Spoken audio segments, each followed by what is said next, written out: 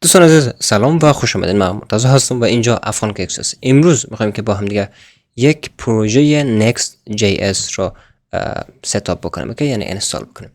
اولین کاری که میکنین دوستان عزیز میرین در داخل مرورگر مورد نظر خودتون، بعد سرچ میکنین Next.js ستاپ، اوکی؟ بعد سرچ کردین اولین وبسایتی که آمد به اینجا را روش کلیک میکنین create a Next.js app. بعد میاین پایین در بخش که گفته create a Next.js app، این کامندی که اینجا هست رو فقط این قسمتش رو کپی میکنین، با کلش نیاز نداریم ما. بعد که کپی کردین میرین داخل مرورگرتون، بعد اینجا شما میتونین اولین کاری که کنین یک تا فولدر درست کنین. اگر خواستین ما یک فولدر درست میکنیم، میگیم که Next.js demo. بعد که درست کردین روش رایت کلیک بکنین open in terminal، اوکی؟ بعد که اینجا باز کردن روش پیست میکنن کامندی که درست کپی کردین. بعد این ما اینجا البته از npx استفاده میکنیم و این کامند باید باشه که مال خود Next.js است و اینجا که یعنی آخرین نسخه Next.js میخوام دانلود بکنیم و این Next.js بلاک هستش، اسم پروژه است که شما میخواین داشته باشه. ما میتونیم مثلا بگیم دمو Next.js یا هر چیزی که، اما ما میخوایم که همون Next.js بلاک رو داشته باشیم. باز انتر میزنیم، اوکی؟ بعد ازتون چند تا سوال میپرسه. اولیش هسته که would you like to use، میگن که میخواین از تایپ اسکریپت استفاده کنین یا خیر. ما میگم نه خیر، میخوایم از جاوا اسکریپت استفاده کنیم. سوال دیگه هسته که would you like to use ESLint، ما میگم بله. سوال سومی هسته would you like to use CSS، میگم بله.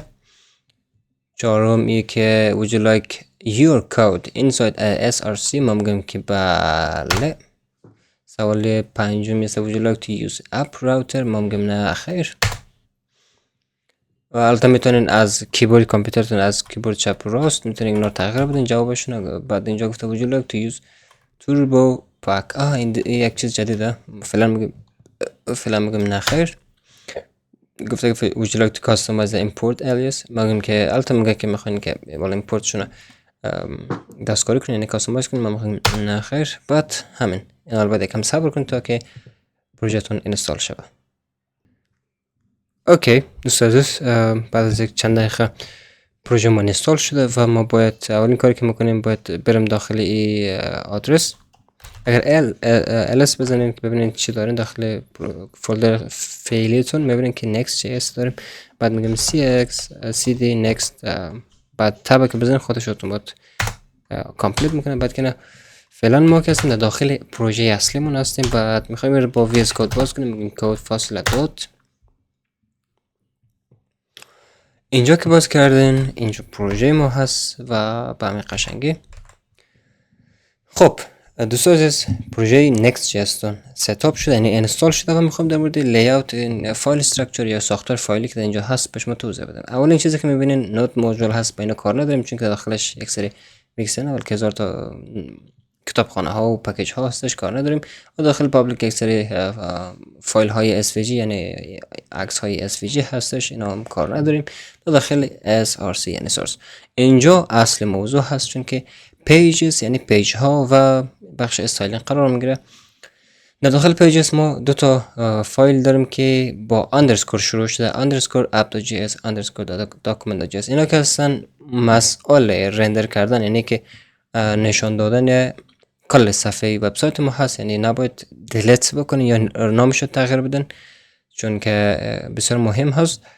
بعد اینجا ما پیج یک تا پیج داریم که index.js هست یعنی پیجی اصلی هوم پیج هستش.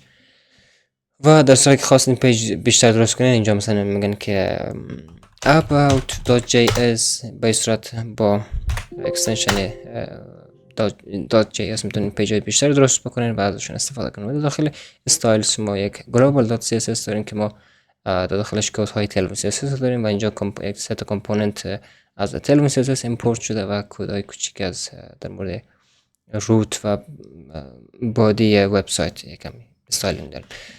و خلاص اینا بخش کانفیگوریشنش هست که فعلا نیاز نیست بدونین و فعلا پروژهتون که اینستال شده میخواین ران بکنین. اوکی، برای ران کردنش میرین داخل یا مثلا داخل همین VS کد با فشار دادن کنترل بک اسپیس شما میتونین ترمینال رو باز کنید، یا که مثلا از اینجا روی ترمینال کلیک میکنید، نیو ترمینال، بعد برای شما یک ترمینال جدید باز کنید. اینجا میتونین بگین که yarn run dev. اوکی، و yarn run dev یک کامند هست. yarn run dev چون که ما از پکیج yarn استفاده میکنیم. اگر شما yarn ندارین میتونید از npm run dev استفاده بکنید، مشکلی نداره، هر دوش یک کار انجام میده، ولی خب حداقل یکیشو باید داشته باشین. اگر هیچ کدومش ندارین، حتما node.js ندارین، حتما باید node.js استفاده انستال بکنید تا بتونین ازش استفاده بکنین، یعنی از yarn یا npm.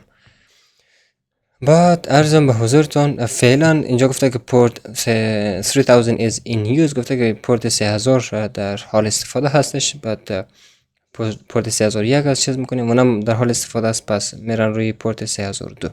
فعلا روی این آدرس پروژه ما ران شده. که اگر شما آدرس کپی کرده برین در مرورگرتون و پیست بکنن، یک کوشل صبر کنن،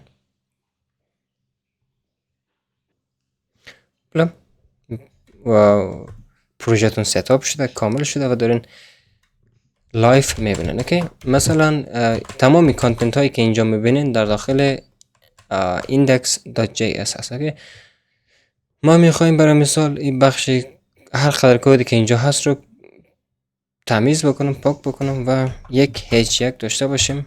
برای مثال فعلا hello and welcome، no welcome رقم نمیشه، welcome to the Afghan gigs platform. بله قشنگه. اینا اگر ببینین بلا همه چی رفت و تمام. خب دوستان عزیز، شما به این صورت میتونید Next.js رو انستال بکنید، حتی React.js هم به همین صورت هست و انشاءالله در آینده آموزش های بیشتری در مورد ساختار کامپوننت ها، Next.js چه هست، چه کارا میتونید کارش انجام بدن، سرور ساید، کلاینت ساید رندرینگ و خیلی چیزای دیگه. پس تا ویدیو بعد بدرود، یاد نره که حتما لایک بکنین و ویدیو رو با دوستاتون به اشتراک بگذارین. تا ویدیو بعد بدرود.